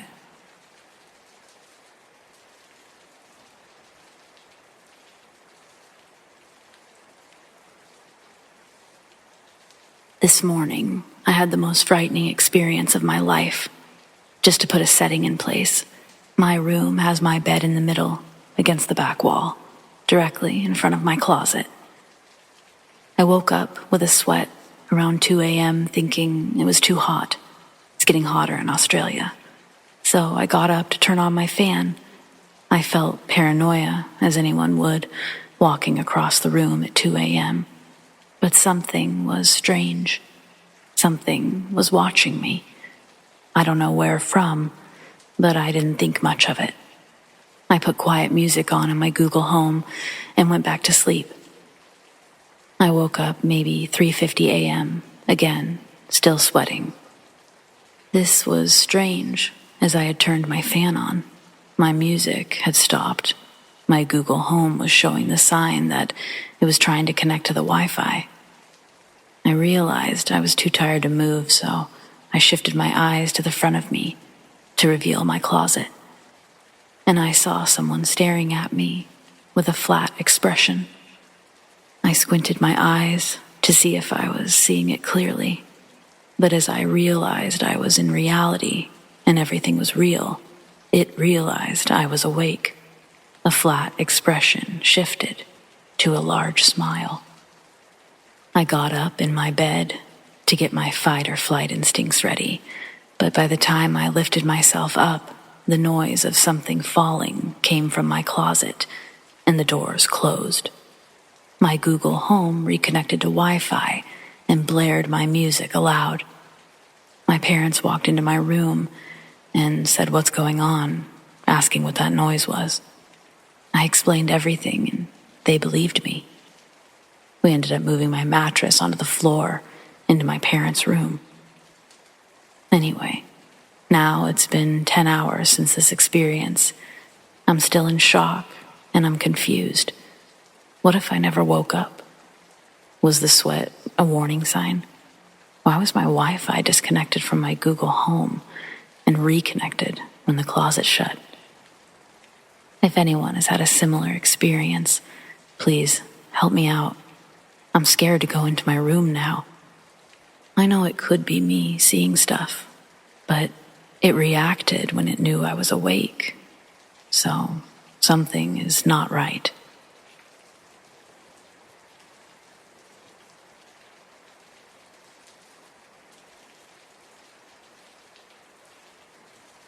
All right, so this must have been early 2000s during the summer, after I was in 3rd or 4th grade. My mom had just gotten a new flip phone, and if you remember, back then, you could record audio and make it your ringtone. I was in the back seat of her van as my mom was driving me home from her parents. We'd just pulled out of the driveway when I took her phone to record the guitar solo that was playing on the radio. I honestly wish I could remember what song it was, but unfortunately, I do not. It was most likely a classic rock song, though, as that's mainly what she used to listen to. Anyway, I recorded like a 15-second clip of the song to make a ringtone. But when I played it back, there were words.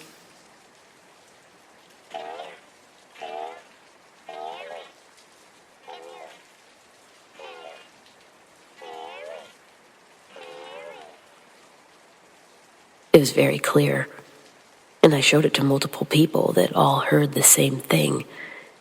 It kind of sounded like Stitch from Lilo and Stitch, saying it while gargling water. And what was really weird was that the last me that they said, it turned back into a guitar strum. It could be a glitch, could be a ghost. I don't know. But I definitely had physical proof of something. The next one, it could have been me hallucinating, but it also could be that it's easier for paranormal things to happen to us when we're sleeping or tired, as I'm starting to think anyway. I was again probably 3rd or 4th grade, and it was during the winter. I fell asleep watching TV in my parents' room. We only had 2 TVs in the house at the time, and I was awoken by my mom, who got me up and started walking me to my bedroom. We were in the hallway, walking to my room, when I saw what I thought was my older brother, laid back on my bed, reading a book that was resting on one leg that was bent up. I yelled, "Hey, get out of my room!" His head turned to look at me, and his eyes were wide open like he was shocked I could see him. He quickly jumped over the side of the bed out of view, and when I jumped on the bed to chase him, he was gone. It happened pretty fast and freaked my mom out. A few things thinking back after it happened. The lights were off, but he was kind of bluish in color. He was also wearing oldish-looking glasses, which my brother did not wear at all. Needless to say, I didn't sleep alone for a long time after that.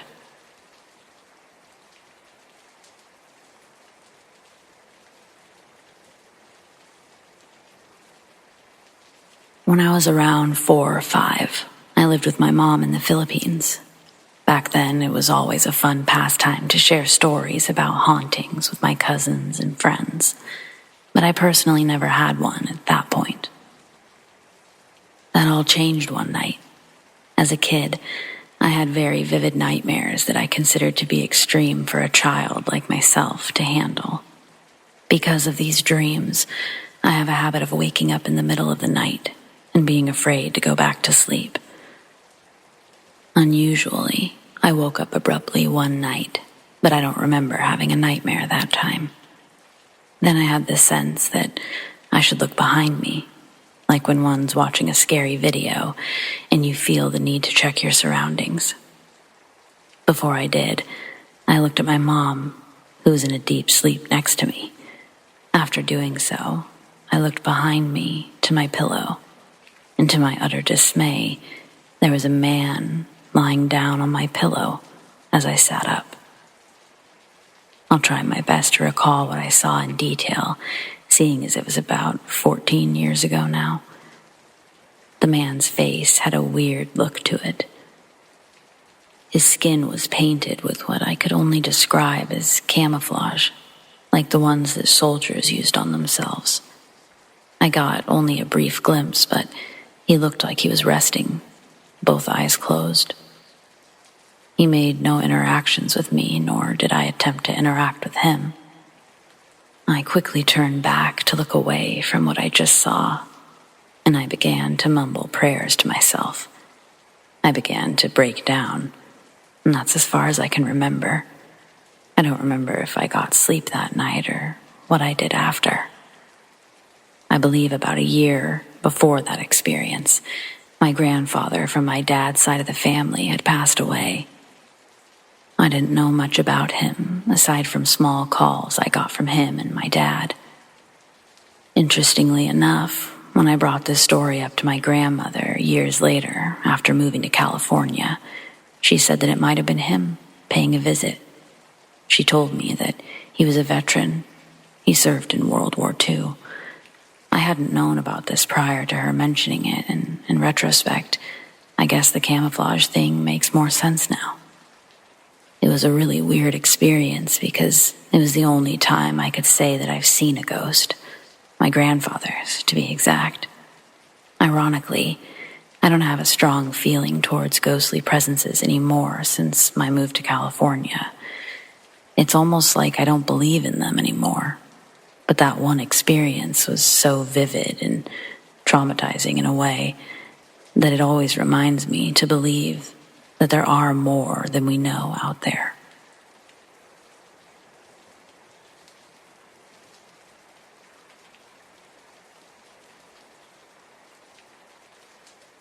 I don't usually share stuff like this, but last Friday, my grandparents and I were talking in the dining room. It was 1:40 in the afternoon. My mother and brother were at work. Someone knocked on the front door, which is unusual because people normally use the doorbell. And so my grandfather got up to answer it. When he came back, my grandmother asked who it was, and he said no one was there. We have a very long path down the driveway to the door. He didn't see any vehicles or people.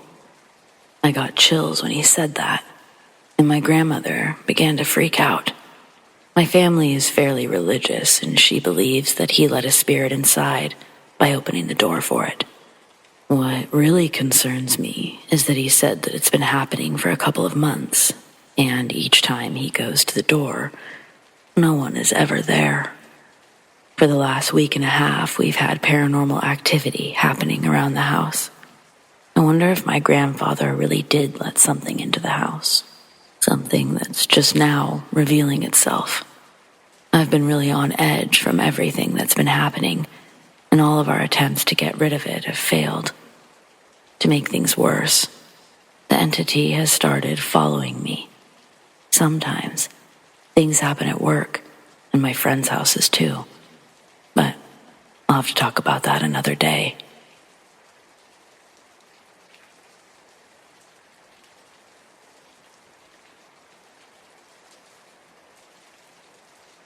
A few years back, I ended up working in a small, privately owned restaurant.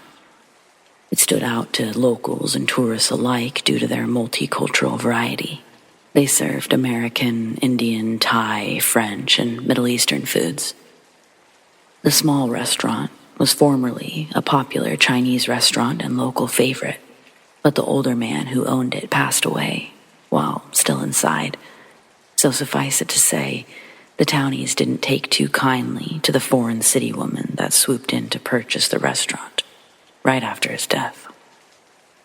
Not only was my former boss flaky and irresponsible, but she could also come off as quite rude at times. She had a rough go of obtaining the proper permits to renovate the historic building. When you do certain renovations in an old building like that, the local laws require you to update a lot of other things that can be quite costly. That meant it was easier to just use her staff for most of the renovation work. Everything was going fairly smoothly, until one overcast, drizzly day. We were all gathered in the dining area for a staff meeting. As we sat quietly, listening to the boss lady, something a little strange happened. The front door suddenly opened halfway and then carefully closed again, as though someone had simply stepped inside. Of course, no one was there. The door was almost entirely glass, so we could have seen if someone was out there. We all looked at one another, confused, but we just blamed it on the draft since the back door was open. Though there was a set of closed kitchen doors in between. The second odd thing that happened to another employee when she was alone one night.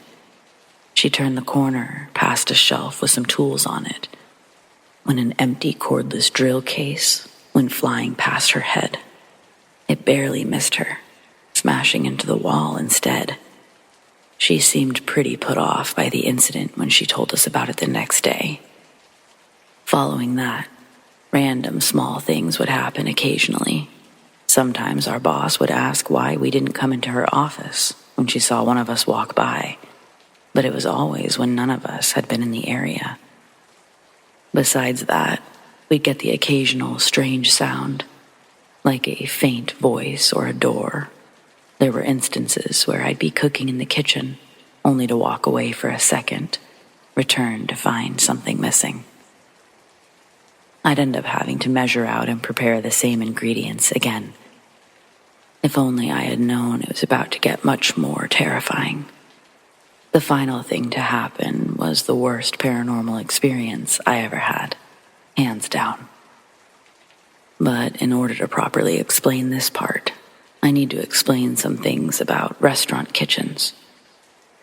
In a typical setup, the cook line is a skinny walking or standing space typically between the oven, fryers, and cooktop.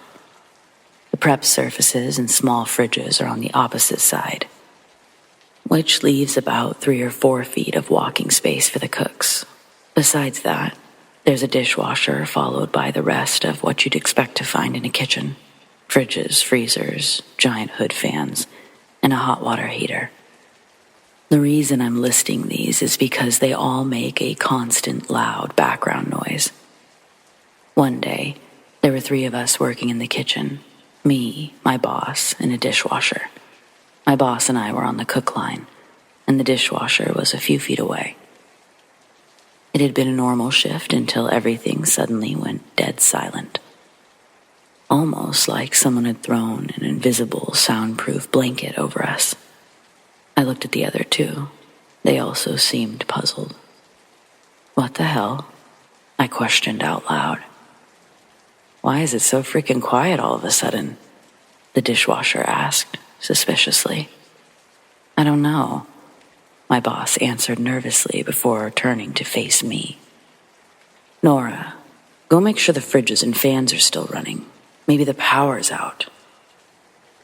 I ventured 10 feet to the cook line, and weirdly enough, I could hear the fans, the dishwasher, water heater, all of the appliances were running like normal. I returned to my boss and, with a confused look, said, "Everything's working fine." That was just the first creepy part. When I stepped back onto the cook line, all was silent again. "Well, Nora, get back to grilling those peppers," my boss snapped, and I got back onto the cook line beside her. After a couple of minutes, I suddenly started to get tunnel vision. I felt really dizzy and nauseous. My boss said to sit out back for a few minutes to get some fresh air. I promptly did. While sitting outside, I saw my boss go into her office, which was kitty corner to the back door. Since the back door was open, with only the screen door closed, I was able to hear her phone call. She sounded urgent and shaky as she asked someone to please bring an abalone shell, sage, and some kind of weird oil. Apparently the reason she needed those items was because she felt that something evil walked through her cook line. The shitty part is that I was standing right behind her, only inches away. I waited for her to finish and return to the cook line before going back in, and by then, everything sounded normal again. When I got off about an hour later, I made the 45-minute drive home in just under 30. That night, I tossed and turned, unable to sleep, but the few times I did manage to drift off, I got jolted right back awake because I kept seeing a screaming demon thing right in my face.